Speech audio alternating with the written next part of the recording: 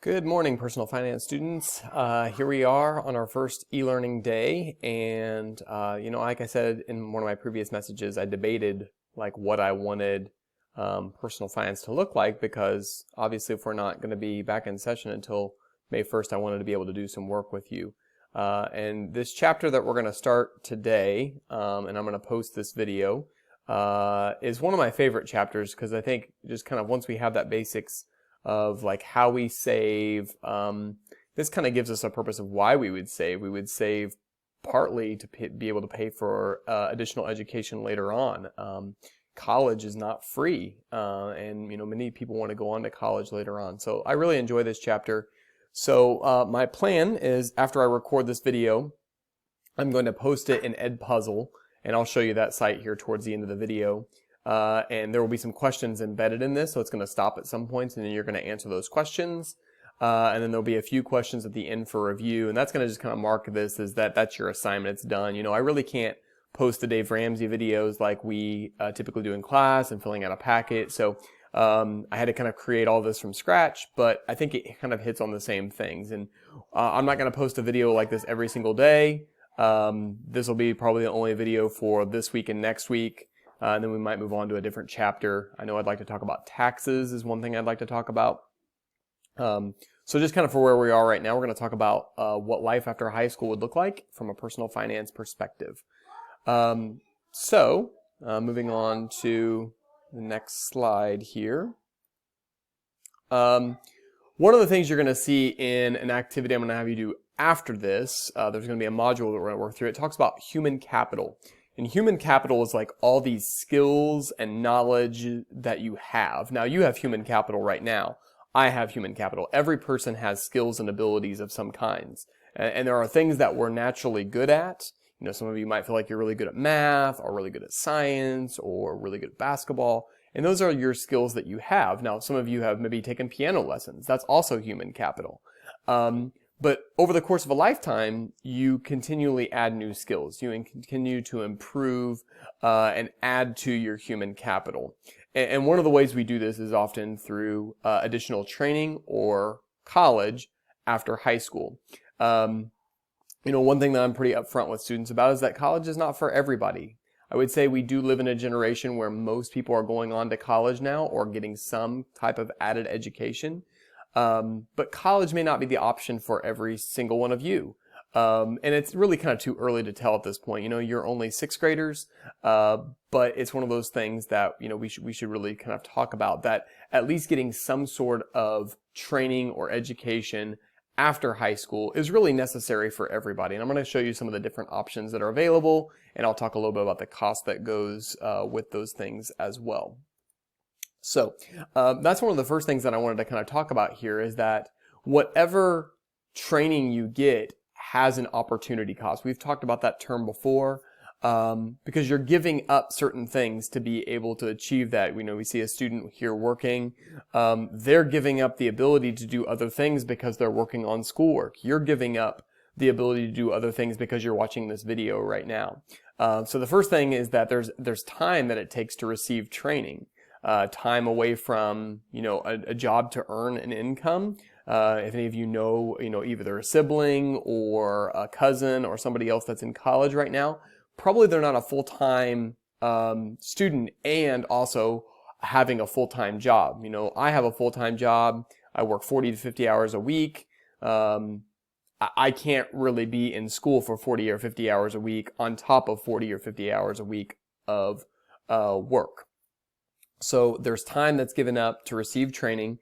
There's also a cost of that training. Now, often you can get, if you have a job, you can get them to pay for certain things for you. I, as a math teacher, I go to conferences that are paid for by the school corporation.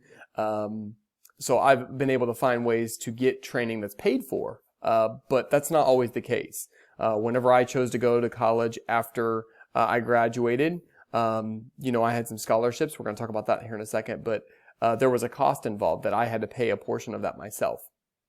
But then also you give up money while you are receiving that training, especially if you're a full-time college student. You might have a part-time job, working a few hours a week, but you're giving up having a full-time job. And so those are all things that you have to kind of think about when you're thinking about getting and adding to your human capital and adding to your skills and your knowledge.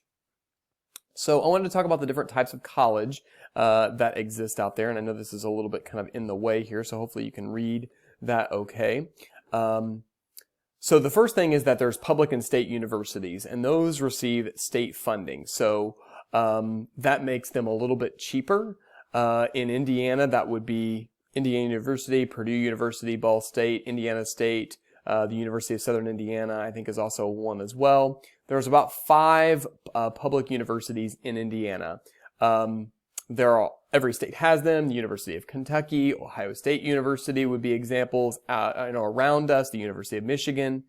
However, because you are an Indiana resident, Indiana public universities are cheaper for you. If you went to the University of Michigan, you are not a Michigan resident, and you wouldn't receive that same cost. You're going to see that breakdown here in a minute. So, lots of people come to IU from out of state. You see people from other countries, from other states. They pay more than an Indiana resident does. So that's something to really consider.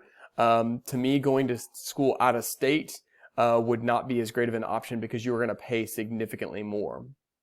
A community college is one of the cheapest education options that is available to you, and that they also receive state funding.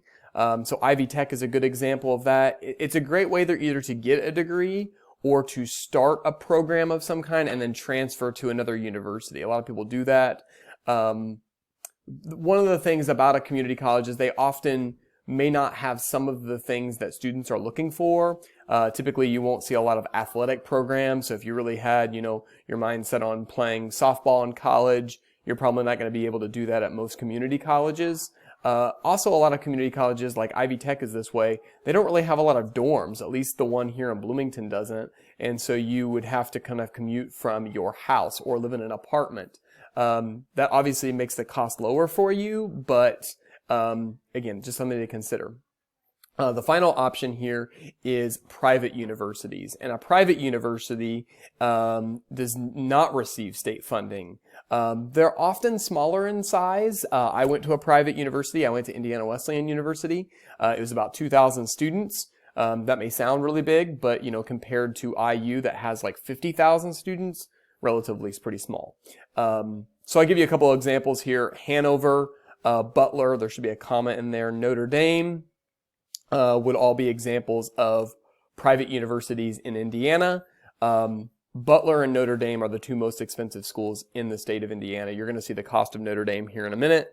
So private universities don't receive state funding. Sometimes they're connected with a lot of religious institutions. The one I went to was affiliated with the Wesleyan faith, Christian faith. And so there were some requirements that I had to do because it was a private university, but some of them are not that way. Notre Dame is Catholic. Butler doesn't really have a religious affiliation anymore.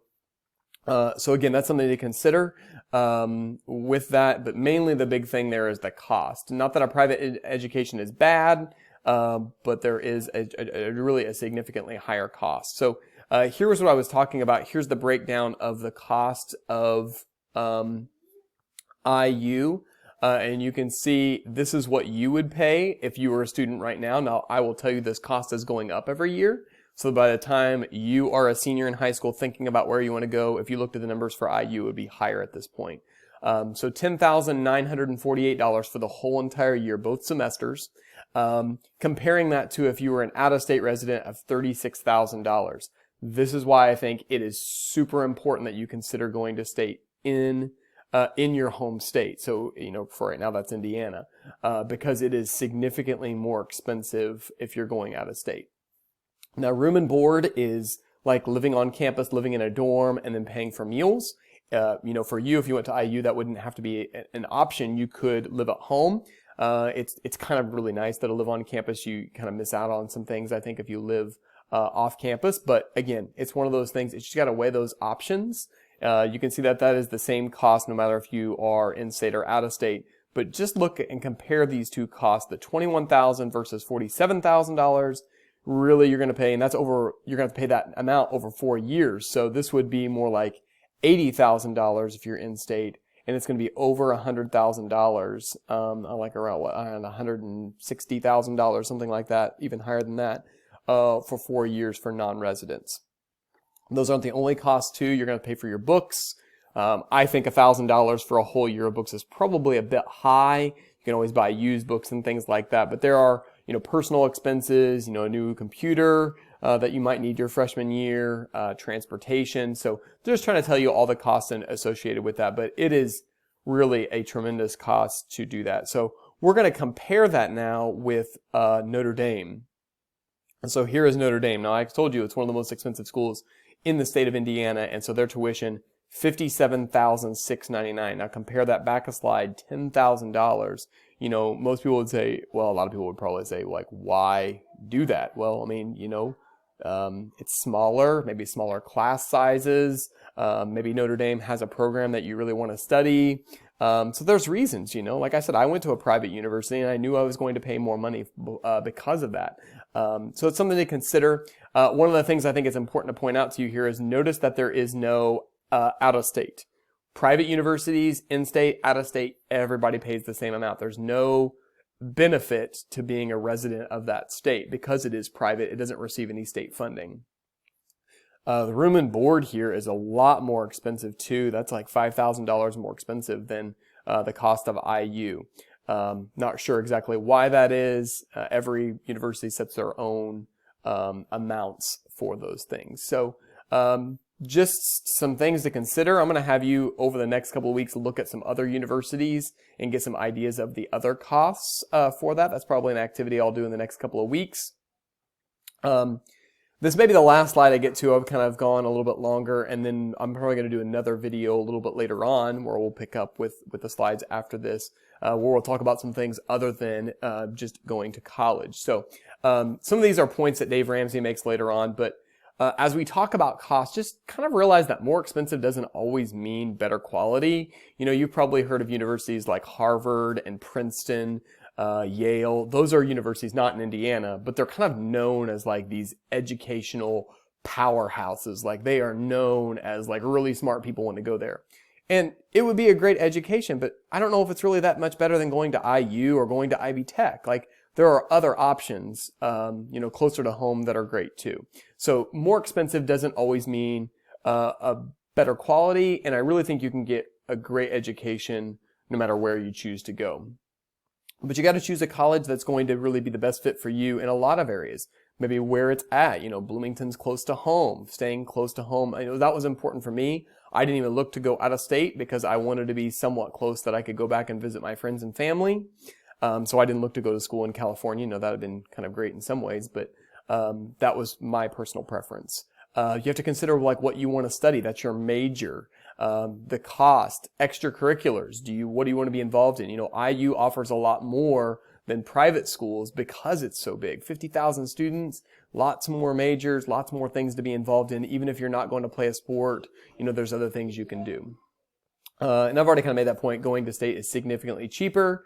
I don't want to discourage anybody from going out of state or going to a private university, but just there is a lot more cost with that. But one of the big things you should be aware of is that college is expensive. Working hard right now will help qualify you for scholarships, and I'm going to talk about that in my next video that I'm going to make. But there's a lot of ways to cut that cost down. $57,000 to go to Notre Dame is extremely expensive.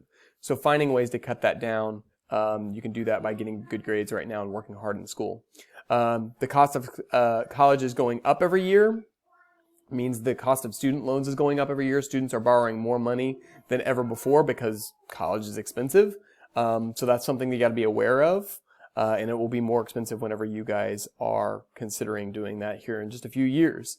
And then this kind of leads into the next thing that I'm going to talk about is that college is not the only option out there. There's other ways, but getting some kind of additional training is really, really key. So, even as a teacher right now, I have 2 degrees, and I still am constantly learning things to improve as a teacher. So just some thoughts to kind of leave you with. Like I said, there's going to be some questions that you're going to answer that allows me to see that you watched this video, and then I will put out another one of these later on. So thanks for watching, and that's going to do it for today. Thanks.